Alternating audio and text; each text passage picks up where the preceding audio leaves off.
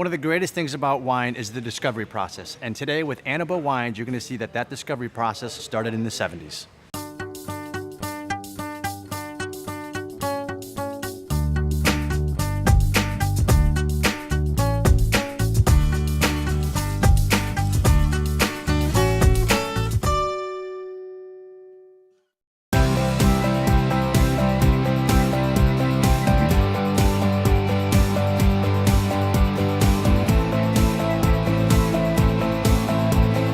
We're in Sonoma, and Sonoma is famous for a lot of different wines. Tell me a little bit about what you are trying to accomplish with this particular winery.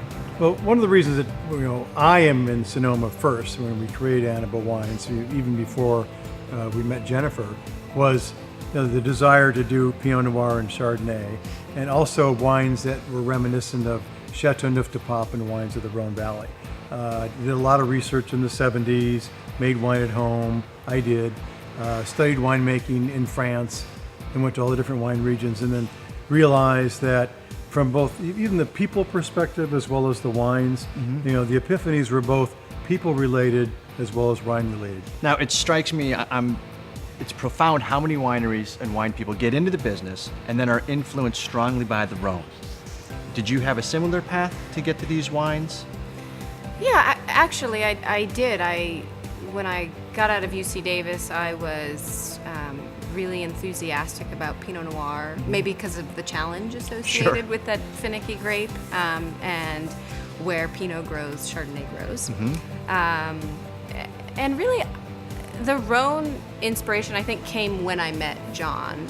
More, let's try something that a lot of people aren't doing in Sonoma Valley. And I find it a challenge both from an economic standpoint, because most consumers are influenced by the big six grapes, red and white, and you start getting into a Grenache, Syrah, Mourvedre type of dialogue, and the interest just wanes off until they try them. Right. And then it's this epiphany.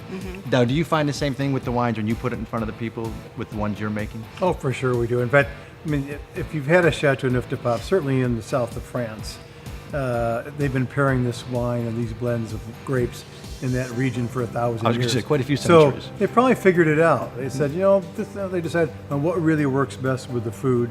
Well, tell me, I'll let you each answer this in your own way. What is the most exciting thing to you about the wine industry as a whole? What we really want to do is just, not necessarily tromp in the dirt, right, but get in the production side and try to deliver a product that people really think is a great value and a great wine. Well, I like to tromp in the dirt. That's right. He's our tromper. So it's a good fit. That's perfect. So you like getting your hands dirty and being do. amongst the vines and just watching that go full cycle? Absolutely, from planting to bottle to label design. A couple weeks ago, I was at a restaurant and I had forgotten that I was drinking my own wine, and I was enjoying it so much. I said, "Oh, this is delightful." And that little moment, I said, hey, people are having that experience with our wine, and that made me really happy. The evidence of an owner and a winemaker seeing eye to eye is tasting well in the glass. Do yourself a favor, grab some of the Anaba. Thank you very much for all your support.